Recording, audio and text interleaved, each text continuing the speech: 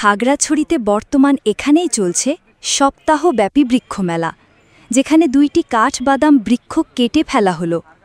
খাগড়াছড়ি পৌর টাউন হলে কাঠবাদাম গাছ ২টি কেটে সাভার করে দিল কে বা কারা। খাগড়াছড়ি থেকে বিপ্লব তালুকদারের প্রতিবেদনে দেখুন বিস্তারিত।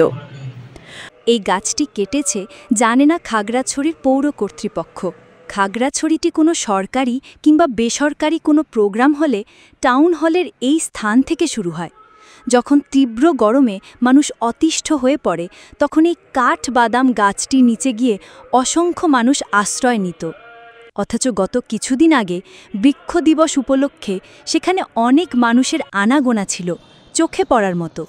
তীব্র রোদ থেকে বাঁচতে অনেক মানুষ আশ্রয় খুঁজছিল কাঠবাদাম গাছটির নিচে বসার জন্য, কিন্তু সেখানে গিয়ে দেখেন বাদাম গাছের কোনো ডালপালা নেই। এতে ক্ষুব্ধ সাধারণ মানুষ। কাঠবাদামের গাছ ৩৫ মিটার অর্থাৎ ১১৫ ফুট উঁচু হয়।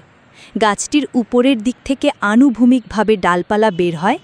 এর ফলটি রসালো প্রকারের ও ভেতরের প্রকোষ্ঠে কয়েকটি বিচি থাকে। ফল পাকলে এই বিচিগুলো খাবার যোগ্য হয়। বিচিগুলো খেতে অনেকটা আখরোটের মতো। গাছের বয়স বাড়লে এর উপরের দিকের ডালপালা অনেকটা চ্যাপ্টা হয়ে যায়, দেখতে ফুলদানির মতো লাগে। শাখা প্রশাখাগুলো স্তরে স্তরে সাজানো থাকে।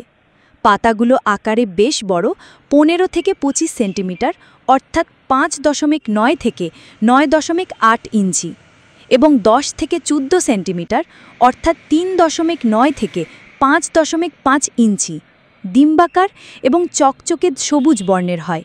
শুষ্ক মৌসুমে পাতা ঝরে যায়।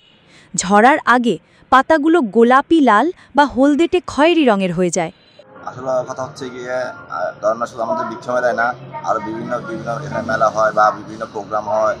আর মূলত যখন আমরা এখানে মেলাতে আসতাম তখন দেখতাম দেখি যে মোটামুটি এখানে প্যান্ডেল খুব রোদ করলেও আমরা ওই গাছতলা দিয়ে আশ্রয় নিতাম, যেন একটু ছায়া পড়তো বা একটু ঠান্ডা লাগতো।